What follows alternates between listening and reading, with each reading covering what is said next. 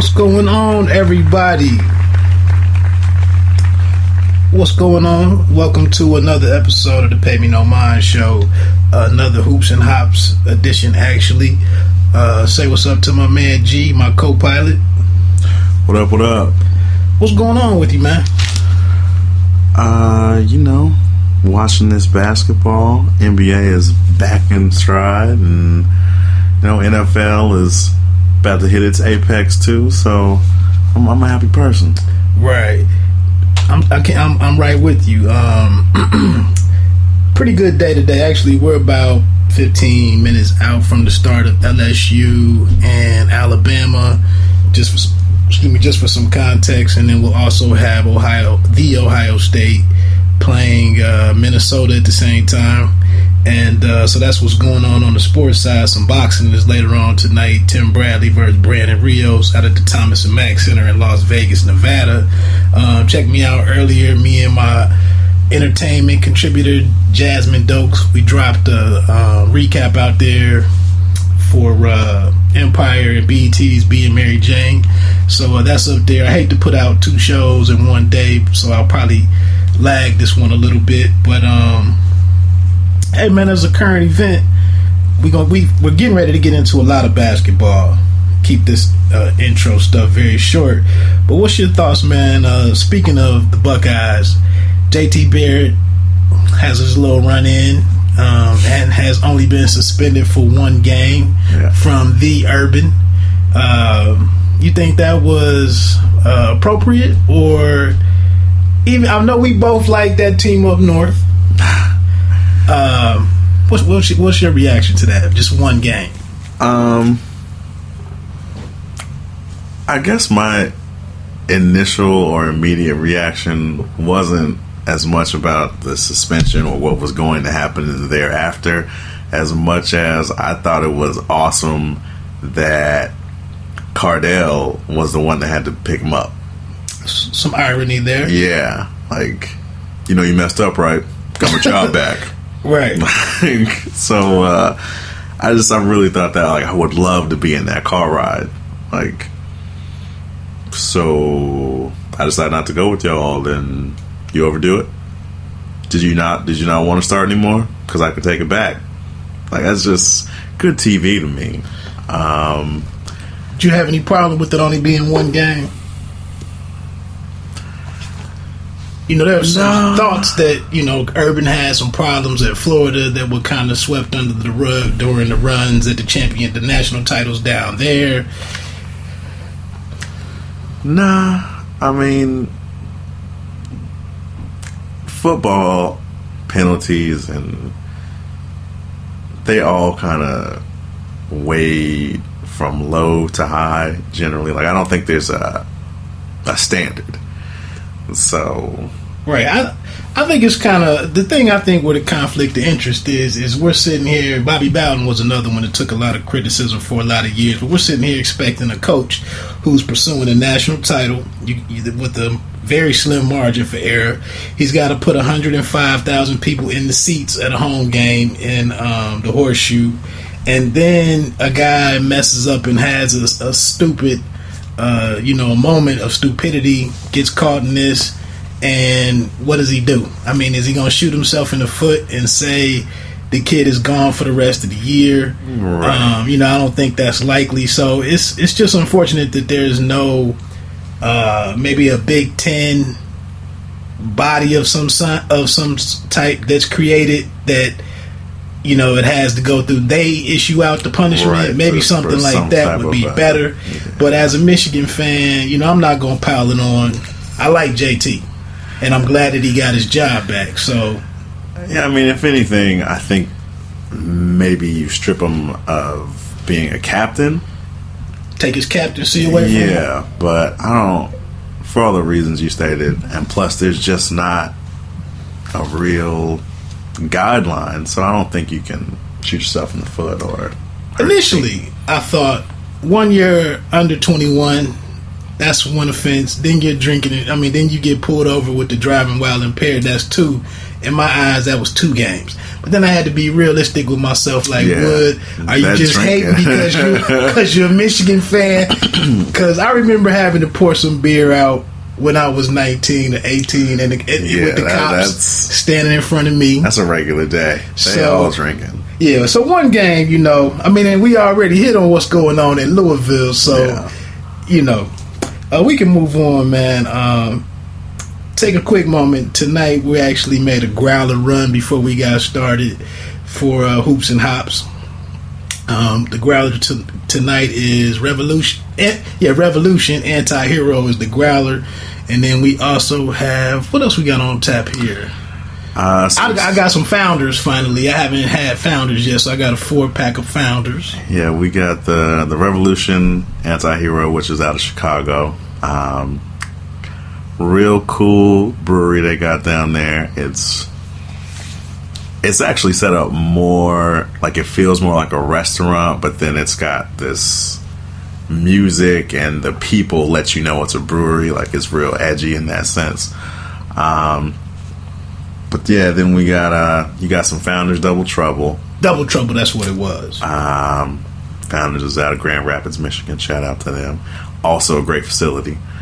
And then I bought some Brew Kettle Black Raja. Yeah, that's one of my favorite ones. Closer to home here. Hold on, you said white or black? Black. Oh, so they have a white. I've had the white. I didn't know they had a black. Yeah, Black Raja is actually, unless there's enough uproar from the people, phasing itself out. Really? And it'll probably be, if they continue to release it, it'll be more of a special release as opposed to a seasonal as it is now. But it's the black IPA. It's the dark roast version. Yeah, we just had our first black or dark roast a couple of episodes ago, and I told you I'm not a fan on the regular common beer side with the dark beer, but I am becoming a fan of these blacks, so that I might have to take one of those off of you before you slide up out of here. Yeah. So we I did notice that the growler last week we touched on the fact that the cans keeps out the light, and I realized today that my growler has been switched over to a dark growler. Oh, is it dark now? Yeah, it's dark. They used to, at the place that we fill locally here, they definitely used to have clear growlers. And I guess we can talk about that, like, because we'll probably talk to Andrew at some point. He's the guy that's beer boss over there now. So that was definitely something that he did. I can tell you that from knowing him a bit. So that's a good look. Yeah, I thought it was a real good look. Now that you've enlightened me on what's going on, I feel like my beer is in much better hands in that darker growler now. So that was interesting. I was hoping I could have held on to the clear one, but I guess I would have had to make that $5 or $10 deposit and whatnot. So you don't want the clear one. Yeah, we just swapped. Well, I just wanted it for decoration. Oh. Well, I might have one we can get you. If not, I can work that out probably. But this growler will probably show up better on any pictures, if I throw some pics up on Instagram to promote this show. So we're going to get into one more craft beer topic before we get into the show. But just to run down the topics real quick, we're going to talk about if the Warriors can top 70 wins this year. Mess around with those Bulls. I can't remember that year. The Bulls, was it 96? I want to say 96. That's the year it always comes out. 72-10, led by led by Michael Jordan and Pippen. We'll take a quick look at the divisions. Just 6 or 7 games into it. We're going to talk about Kobe. Will he remain a Laker for life, and is that a good decision for him? Is it a good decision for Randall and D'Angelo Russell? We'll also talk about what can Billy Donovan actually bring to the Russ and KD show down there at OKC. Quick conversation on who do each of us like to watch play the game. And then we're going to touch on LeBron and this sleeved jersey situation. And if we have time, we'll get around to Windhorse and D Rose, a story that he broke earlier this week that he's kind of walked back since, regarding D Rose's long-term situation in his hometown with the Chicago Bulls.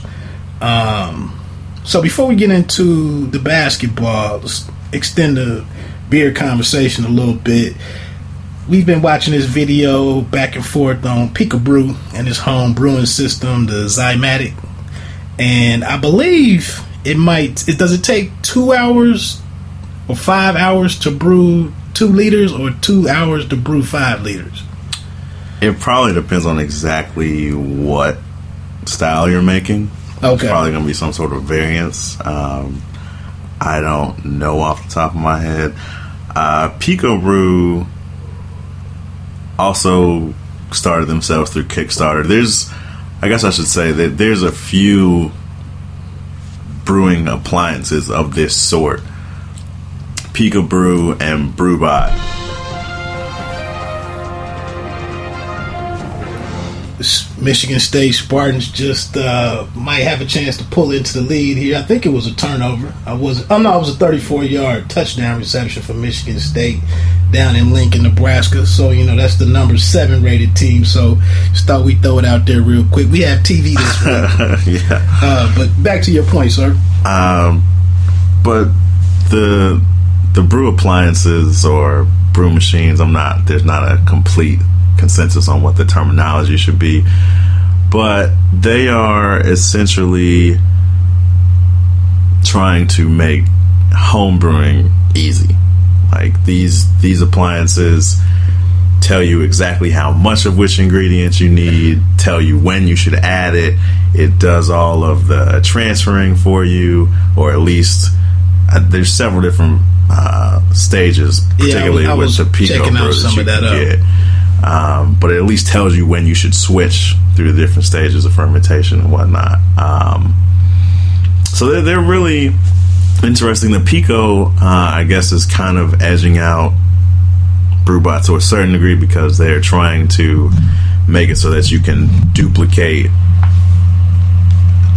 name brand beers with permission of those breweries. So they've got packs basically that lets you so if, let's say that we wanted to try to clone Anti-Hero from Revolution. If Anti-Hero submits themselves through Brewbot and they do whatever paperwork and process they need to do, they let you clone that beer, and they send out a pack, or you can purchase a pack that's got all those ingredients in it beforehand. So that's a pretty good look. Machine costs $2,000. $2,000, yeah. $2,000, and like you said, to me it just it's kind of a tantamount to Keurig K-Cups with a longer process. One thing that caught my attention was you may brew it that day, but you actually have to let it sit for I think a week. At least a week. At least a week, but I think they recommend for different brews it might be another week. Yeah, so you can't hasten the process no matter what you're doing. But they are trying to make it really, really easy for anybody to start brewing, which I think is good. Like, that's good for the craft beer community, in the sense that I think more people, if they can actually do it themselves, will have a better appreciation for it. And so I think it'll open up some eyes. So it's just weird. It's kind of like iTunes or Netflix, like you said, because I saw on the website across the bottom is all of their partners who have beers that you can clone. You get that you can clone, and then they have like a the device or appliance itself links up with your Wi-Fi, and then you have access, like you said, to go in here and dial up what you like. I just was concerned or interested in your thoughts on it because you and Mike Major and Jeremy? Jared, are actually who's not internet famous, right? trying to get your